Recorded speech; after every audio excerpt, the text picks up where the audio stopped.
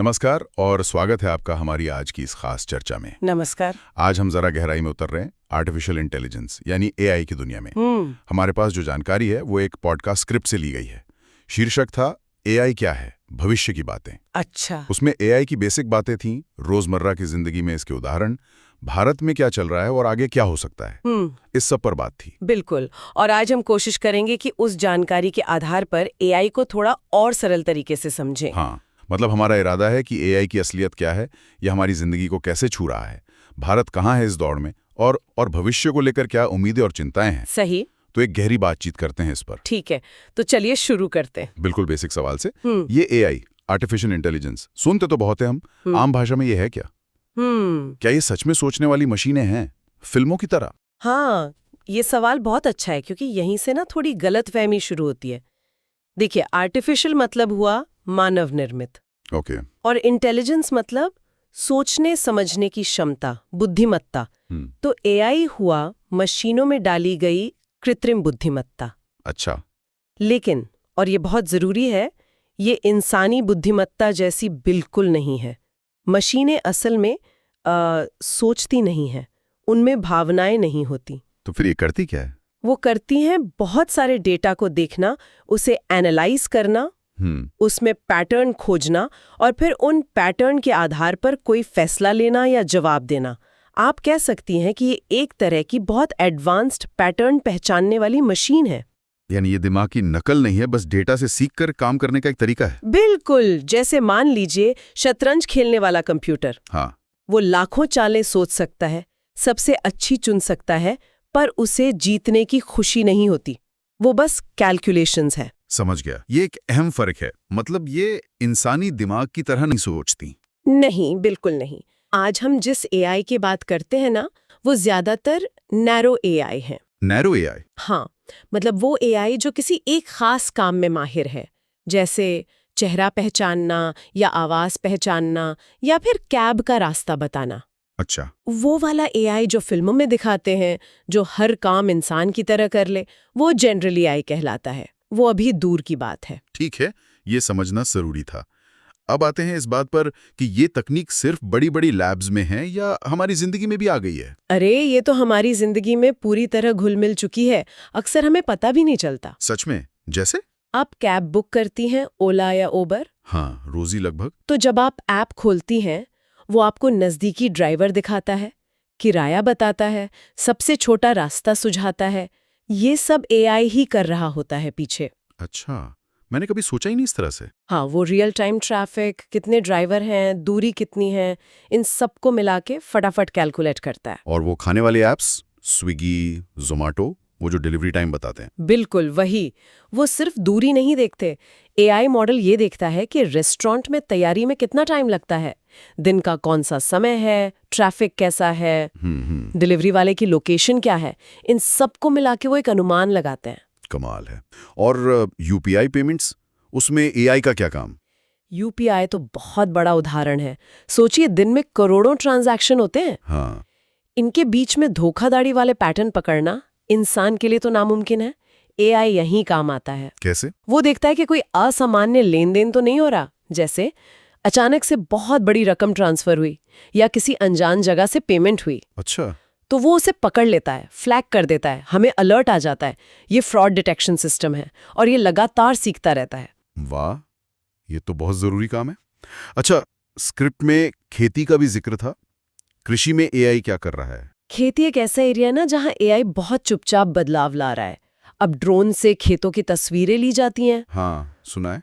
AI उन तस्वीरों को एनालाइज करके बता सकता है कि खेत के किस हिस्से में पानी की कमी है, या कहाँ कीड़े लग रहे हैं, या मिट्टी में किस पोषक तत्व की जरूरत है। अरे वाह। इससे किसानों को बहुत मदद मिलती है।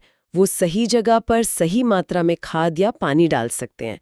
फसल अच्छी होती है और पानी खाद बचता भी है। ये तो सच में क्रांति है। स्क्रिप्ट में एक क्रॉपिन नाम के स्टार्टअप का जिक्र था। हाँ, क्रॉपिन जैसी कंपनियां यही कर रही हैं। वो किसानों को मोबाइल ऐप पर ये सारी जानकारी और सलाह देती हैं। बहुत बढ़िया।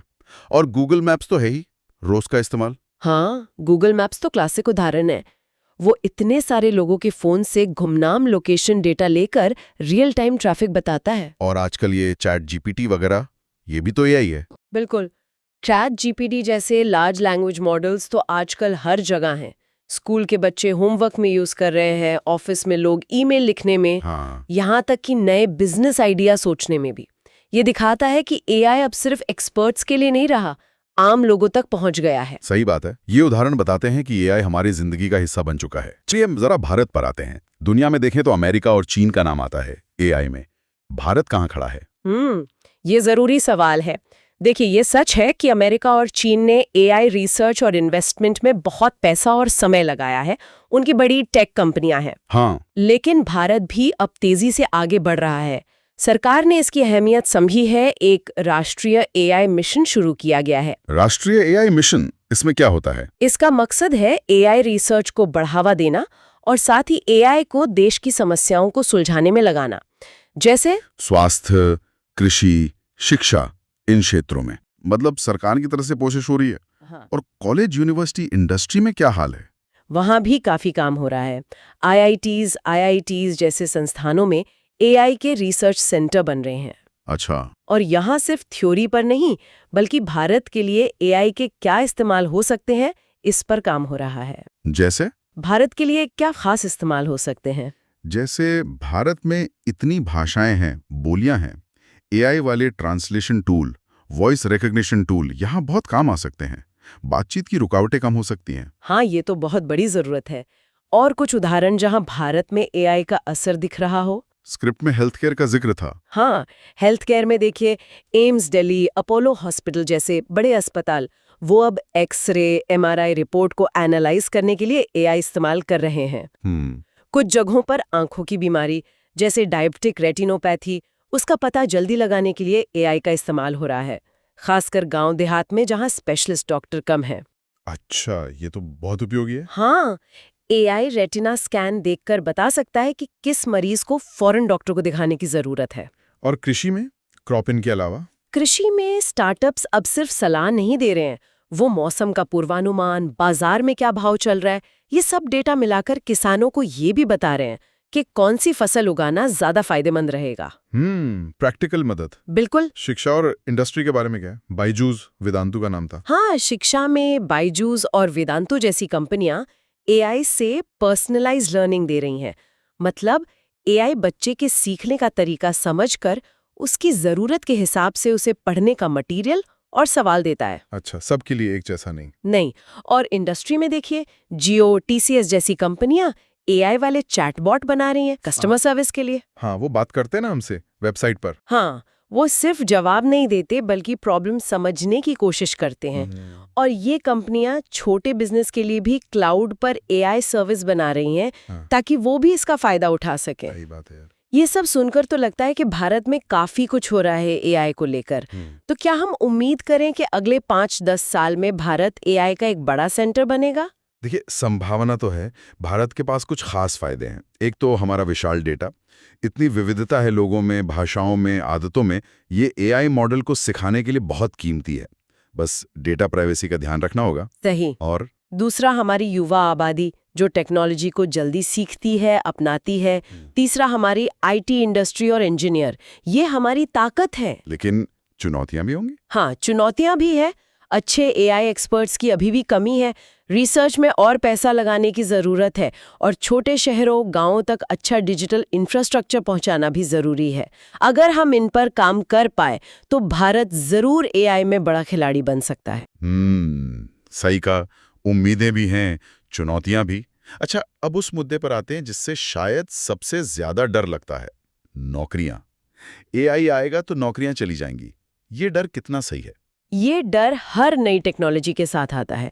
जब कंप्यूटर्स आए थे तब भी यही डर था। हाँ, था तो। और हाँ, ये बात कुछ हद तक सही भी है। एआई उन कामों को जरूर ऑटोमेट करेगा जो बहुत ज्यादा रेपिटेटिव हैं, मतलब जिनमें एक ही तरह का काम बार बार करना पड़ता है। जैसे डेटा एंट्री का काम, या फैक्ट्री में कुछ खास तरह के काम, या बिल्कुल बेसिक लेवल की कस्टमर सर्विस। इन क्षेत्रों में नौकरियों का रूप बदलेगा या शायद कुछ कम होंगी। लेकिन क्या ये पूरी कहानी है? स्क्रिप्ट में नई नौकरियों का भी जिक्र था। बिल्कुल, ये कहानी का सिर्फ एक पहलू है। टेक्नोलॉजी पुरानी नौकरियां बदलती है तो नई बनाती भी है। ऐसी नौकरियां जिनके बारे में हमने पहले सोचा भी नहीं था। अच्छा, एआई से कौन सी नई नौकरियां बनेंगी? स्क्रिप्ट में AI trainers, data analysts, prompt engineers का जिक्र था। प्रॉम्प्ट इंजीनियर ये क्या होता है?